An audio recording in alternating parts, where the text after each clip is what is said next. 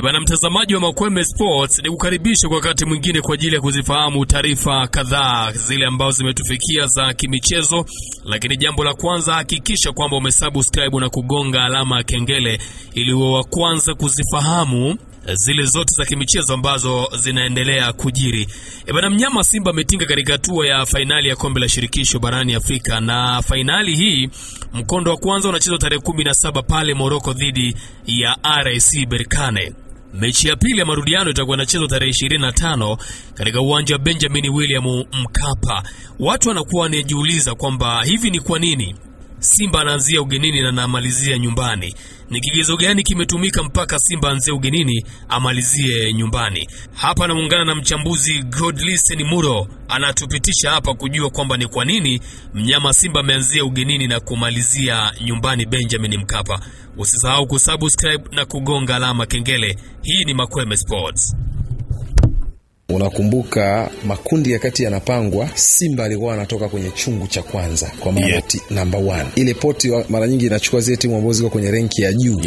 Kwenye CAF 5 ya ranking. Ndio. Unakumbuka hiyo poti ilikuwa na Zamalek, ilikuwa na Union Sportive de la Medina, USM Alger, alikuwa Renaissance Sportive, RS Berkane, lakini Simba Sports Club walikuwa katika poti number 1. Kwa hiyo kwenye upangaji wa makundi wao walikuwa ndio timu ambazo zinakaa top kwenye kila kundi, lakini zilikuwa zinapata advantage hizi kuanzia nyumbani kwenye hatua ya makundi kama ambavyo walianza na Bravo Dumakiz na kumaliza nyumbani kwenye kama ambavyo walimaliza na Club Sportif Constantinois. Kwenye hatua ya makundi privilege tayari ilishaka, kwa sababu wao wanafahamu kwa mujibu wa shirikisho la soka barani Afrika, timu ambayo inakwenda kutop kwenye kundi nyingi inakuwa ama inapangwa inakuwa drawn na timu ile nafasi ya pili kwenye makundi mengine isipokuwa kundi lake. Simba alimaliza top ya group lake. Kwa kumaliza top tu, kwa maana ya kwanza kwenye group lake, wa pili alikuwa Constantine, then Sfaxien pamoja na Bravo Show alimaliza kwenye nafasi za chini. Huwa tunasema advantage unayopata kwenye mtoano robo finali ndio kuanzia away. Kumbuka Simba na Al-Masri walikuwa wa pili kwenye kundi la Zamalek. Kwa alikuwa Al-Masri anaanzia nyumbani, anakwenda kumalizia ugenini kwa Simba. Ikawa ni faida. Lakini wakati Cisco inapangwa draw ya robo finali, nitoe tu faida hii. Mara nyingi robo finali draw inapopangwa huwa wanaitengeneza njia mpaka finali itakavyokuwa ndani ya siku hiyo ya upangaji wa. Kwa ni siku hiyo huwa inapangwa draw ya robo finali, nani atakutana na nani, kwa kuzingatia wa kwanza anakutana na wa pili kwenye makundi mengine. Lakini ni siku hiyo huwa inapangwa tarehe ya michezo. Sawa bwana Cisco?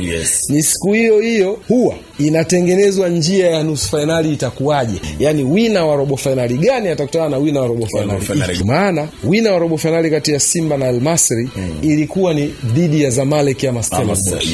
Si ndio? Abo ikawa inamtambua Simba kama winner wa robo finali ile, sio?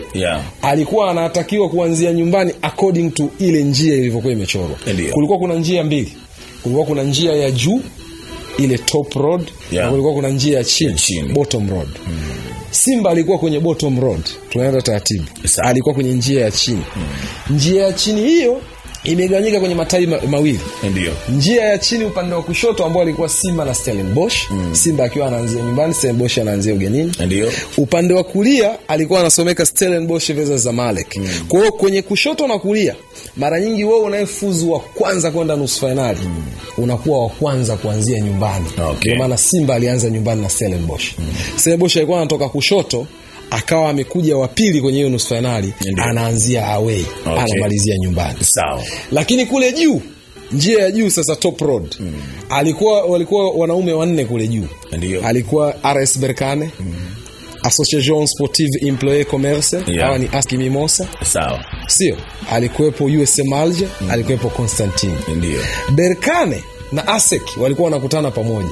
Kwa mshindi anaenda nusu finali alikuwa anaanzia nyumbani nusu finali. Berkane ni kweli ameanzia nyumbani Morocco.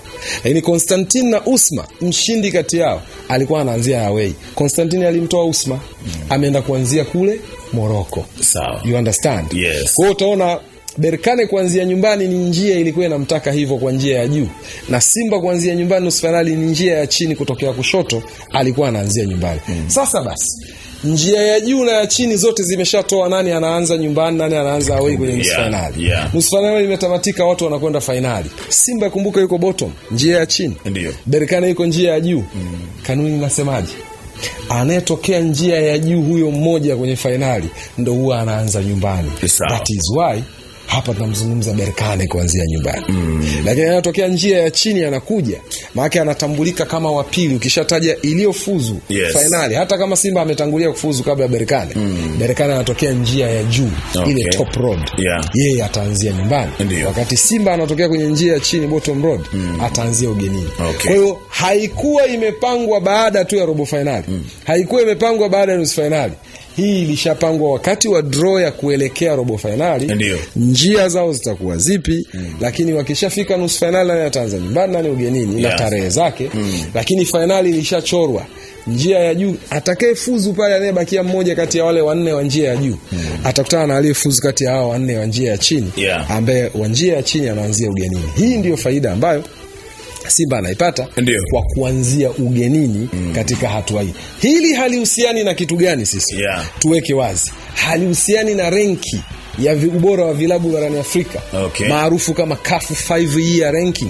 Mchakato ule wa renki za vilabu kwa misimu mitano. Sawa. Ambao Simba leo tunazungumza wako nafasi ya 4, wakiwa na greater or equal to 48, wakiwa na kubwa au sawa na 48. Maana inaweza ikaongezeka kama watachukua ubingwa wa shirikisho. Kumbuka bingwa anakuwa na win point 5. Ukizidisha kwa mwaka husika ni mara 5. Asilimia 25, win point 25. Ikitokea mpoteza finali unaongea ni umechukua 4 mara 5 20, utakuwa umekusanya 20. Kama ambavyo Young Africans ndani ya msimu mmoja walikuwa wamekusanya 20. Ni ile kufika finali na kushindwa kuchukua ubingwa wa run up. Kwa hiyo unazungumza road to final ilikuwa tayari imepangwa siku ile. Simba anapangwa na Masri kwenye robo finali, Zamalek Stellenbosch, Berkane Aseki, Usma Constantine. Ni siku hiyo huwa hawapotezi muda kusema baada ya robo finali tutakuja tena kukutana kwenye jumba la mikutano pale Misri.